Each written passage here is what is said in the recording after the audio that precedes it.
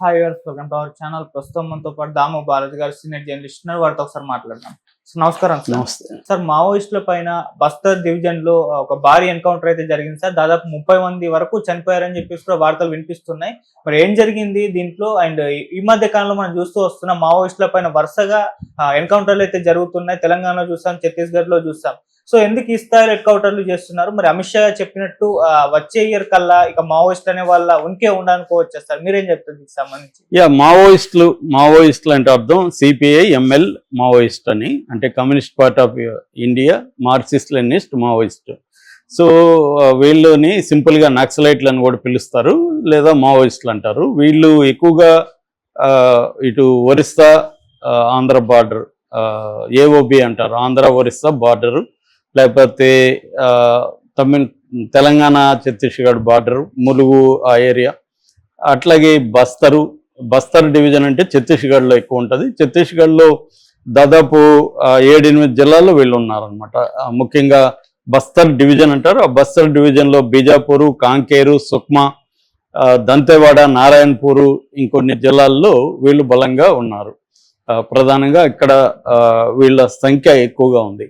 So అందుకని దీన్ని left wing extremism అని కూడా పిలుస్తారు. అంటే సెంట్రల్ గవర్నమెంట్ దీన్ని ఏమని పిలుస్తుందంటే left wing extremism, LW wing అని కూడా హోం శాఖలో ఒక వింగ్ ఉంటుంది అనమాట.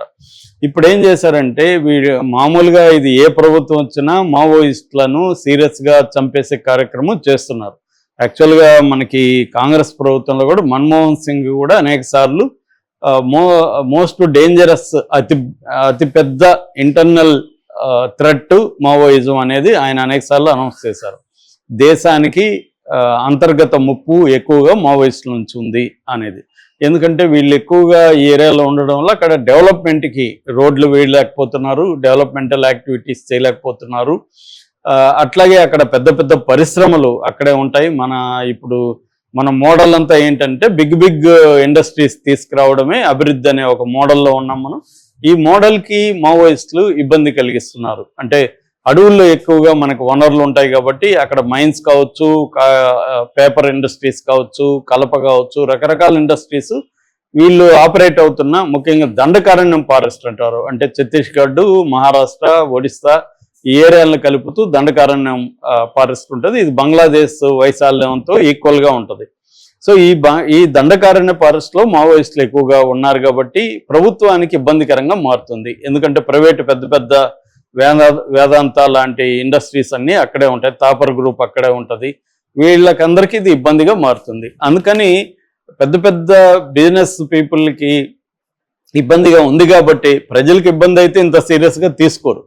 సో మెగా ఇండస్ట్రీస్కి వీళ్ళు మావోయిస్టుల తలనొప్పిగా మారారు కాబట్టి ఈ ప్రభుత్వం, బీజేపీ ప్రభుత్వం సీరియస్గా తీసుకునింది. నెక్స్ట్ ఇయర్ మార్చి 31కి 2026 మార్చి 31కి మావోయిజం అనేది వినబడదు, మావోయిజం విముక్త భారత్ అని మేము క్రియేట్ చేస్తామని అమిత్ షా కేంద్ర హోంమంత్రి అనౌన్స్ చేశాడు. దాన్ని బేస్ చేసుకొని ఇప్పుడు ఏంటంటే రకరకాల ఆపరేషన్ ప్రహార్ అని, ఆపరేషన్ కంకర్ అని రకరకాల పేరుతో దిగారు. ఈ మధ్యకాలంలో విపరీతంగా ఛత్తీస్గఢ్ ఏరియాలో ట్రైనింగ్ క్యాంప్స్ పెట్టారు. అంటే జంగిల్ ట్రైనింగ్ అంటారు. వాళ్ళకి అక్కడ ఆపరేట్ అవుతున్న కొన్ని సంస్థలు ఉంటాయి అన్నమాట. పారామిలిటరీ బలగాలు ప్రధానంగా ఉంటాయి. సిఆర్పిఎఫ్, సెంట్రల్ రిజర్వ్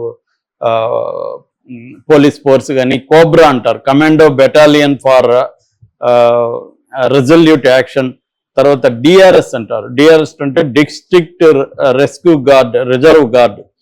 ఈ డిఆర్జీ తర్వాత సిఆర్పిఎఫ్, కోబ్రా, ఈ 3 ఫోర్సెస్. అవి కాకుండా లోకల్ ఫోర్సెస్ ఇవన్నీ కూడా ఎస్టీఎఫ్, తర్వాత గ్రే హౌండ్స్ ఇలాగా ఉంటాయన్నమాట. ఈ ఫోర్సెస్, రకరకాల ఫోర్సెస్కి జంగిల్ ట్రైనింగ్ క్యాంప్స్ ఇంతకుముందు నగరాల్లో, సిటీల్లో ఉండేవి, ఇప్పుడు అడవుల్లోనే క్యాంప్స్ పెట్టేస్తున్నారు, అక్కడే ట్రైనింగ్ ఇస్తారు.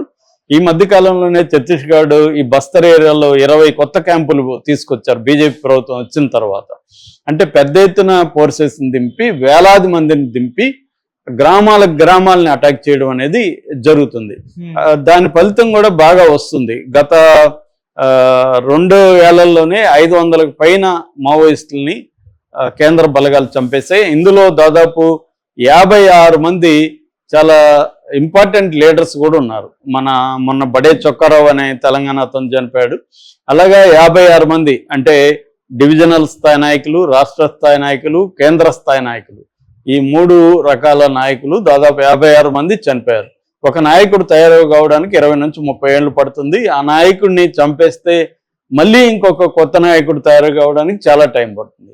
అందువల్ల వీళ్ళు ఏం చేస్తున్నారంటే ప్రధానంగా నాయకుల్ని మాత్రం ఏరువేస్తున్నారు. ఎందుకంటే మావోయిస్ట్ పార్టీ అనేది ఐడియాలజికల్ బేస్డ్ పార్టీ, కానీ ఆచరణలో ఐడియాలజీ అనేది ఇప్పుడు ఎక్కువగా మావోయిస్టులలో 90% పైన ట్రైబల్స్ ఉంటారు. ఆ ట్రైబల్స్కి ఎడ్యుకేషనే ఉండదు. ఎడ్యుకేషనే ఉండని ట్రైబల్స్ ఐడియాలజీని ఎలా వంట పట్టించుకుంటారు? కాబట్టి జనరల్గా నాయకత్వ బేస్ చేసుకుని పార్టీలు పనిచేస్తుంటాయి ఈ మావోయిస్ట్ పార్టీ. కాబట్టి నాయకత్వాన్ని ఏరేస్తే కేడర్ని తొక్కేయడం ఈజీ, కేడర్ నిరుత్సాహపడిపోయి సరెండర్ అయిపోతారు అనేది ప్రభుత్వాల పాలసీలు అన్నమాట. సో దానికోసం పెద్ద ఎత్తున పోలీసులు దింపి ఎన్కౌంటర్ల పేరుతో విపరీతంగా చంపేస్తున్నారు. ఇందులో చాలా మంది గిరిజనులు కూడా ఇళ్లలో నుంచి పట్టుకొని వచ్చి కాల్ చేస్తున్నారని వార్తలు వస్తున్నాయి. ఎందుకంటే అకౌంట్లో నెంబర్ ఆఫ్ మావోయిస్టులు చనిపోయినట్టు చూపించాలి కాబట్టి. అలాగా లేటెస్ట్ గా ఇప్పుడు ఈ బస్తర్ డివిజన్ లో బీజాపూర్ దగ్గర జరిగిన ఎన్కౌంటర్లో 26 మంది చనిపోయారు.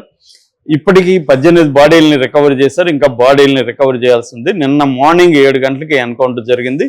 దీంట్లో ఇందాక చెప్పిన DRG, district reserve guards, CRPF central reserve police force, తర్వాత COBRA commando battalion for resolute action, ఈ 3 రకాల ఫోర్సెస్ దాదాపు 2000 మందికి పైన పాల్గొన్నారని చెప్తున్నారు. ఎందుకంటే మనకి ఈ బస్తర్ డివిజన్ లోనే 92% మావోయిస్టులు అక్కడే ఉంటారు కాబట్టి దాని మీద ప్రధానంగా వీళ్ళు ఫోకస్ చేస్తున్నారు. వీళ్ళు ఇంకోటి ఏంటంటే థర్మల్ ఇమాజినింగ్ కూడా ట్రై చేస్తున్నారు. రాత్రులట్టు కూడా మొత్తం అంటే హైటెక్ దీన్ని ఉపయోగిస్తుంది అన్నమాట సెంట్రల్ గవర్నమెంట్ ఫోర్సులు. అంటే డ్రోన్స్ ను ఉపయోగిస్తున్నారు, కొన్ని చోట్ల గద్దల్ని కూడా ఉపయోగిస్తున్నారు. సో డ్రోన్స్ వెళ్ళి ఎక్కడెక్కడ మావోయిస్టుల కదలికలు ఉన్నాయి అవన్నీ చెబుతున్నాయి. అట్లాగే థర్మల్ ఇమాజినింగ్ ఉంది, సర్వైలెన్స్ టెక్నిక్స్, తర్వాత ఎక్కడికక్కడ సెల్ ఫోన్ టవర్స్ కూడా పెట్టుకుంటున్నారు వీళ్ళ కమ్యూనికేషన్స్ పెంచుకోవడం కోసం. సెల్ ఫోన్ టవర్స్ వల్ల 2 ఉపయోగాలు. ఒకటి ఈ సెక్యూరిటీ ఫోర్సెస్ కమ్యూనికేషన్ ఈజీ అవుతుంది. 2 మావోయిస్టులు కూడా సెల్ ఫోన్లు కానీ వాడడం మొదలు పెడితే వాళ్ళని ట్రాక్ చేయడం కూడా ఈజీ అవుతుంది. చాలా మంది ఈ మధ్యకాలంలో సెల్ ఫోన్ వాడి ఆ మధ్య దొరికిపోయారు. ఆ మధ్య రాధక్ అనే ఒక ఆమె కూడా ఎన్కౌంటర్లో చనిపోవడానికి కూడా సెల్ ఫోన్ కారణం అని చెప్పారు. కొంత సెల్ ఫోన్లు వాడాల్సిన అవసరం మావోయిస్టులకు ఏర్పడుతుంటది. దాన్ని వీళ్ళు బేస్ చేసుకొని ట్రాక్ చేయడం అనేది కూడా జరుగుతుంది. అట్లాగే పెద్ద ఎత్తున రోడ్స్ కూడా రోడ్ ప్రొటెక్షన్ ఫోర్స్ అని ఒక పారామిలిటరీ ఫోర్స్ కూడా ఉంది. రోడ్లు వేయడానికి వాళ్ళు సెక్యూరిటీగా ఉంటారనమాట. అలాగా అడవుల లోపలికి రోడ్లు వేయడం, టవర్స్ వేయడం, ఈ టెక్నాలజీ ఉపయోగించుకోవడం, దీనివల్ల పై చేయి సాధిస్తుంది మావోయిస్టుల మీద.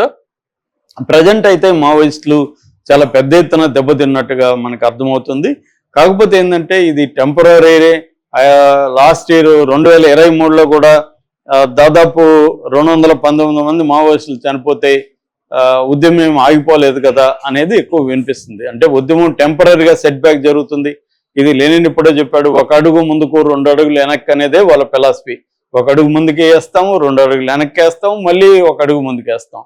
సో కాబట్టి ఒకడు బతుకున్నా ఇంకొకడిని తయారు చేస్తాడు, వాడు ఇంకొకడిని తయారు చేస్తాడు. కాబట్టి ప్రజలకు సమస్యలు ఉన్నంత కాలం మావోయిస్టు మూమెంట్ ఉంటుంది అనేది ఒక విశ్లేషణ అనమాట. మావోయిస్టు ఉద్యమాన్ని అనాలిసిస్ చేస్తున్న సీనియర్స్ చెప్పేది ఏంటంటే ప్రజలకు సమస్యలు ఉన్నంత వరకు మావోయిస్టు మూమెంట్ని కంప్లీట్గా తుడిచిపెట్టడం సాధ్యం కాదు. అది గతంలో చాలామంది ఇలాంటి ప్రతిజ్ఞలు చేశారు, వాళ్ళు ఎవరు కూడా సక్సెస్ అవ్వలేదు.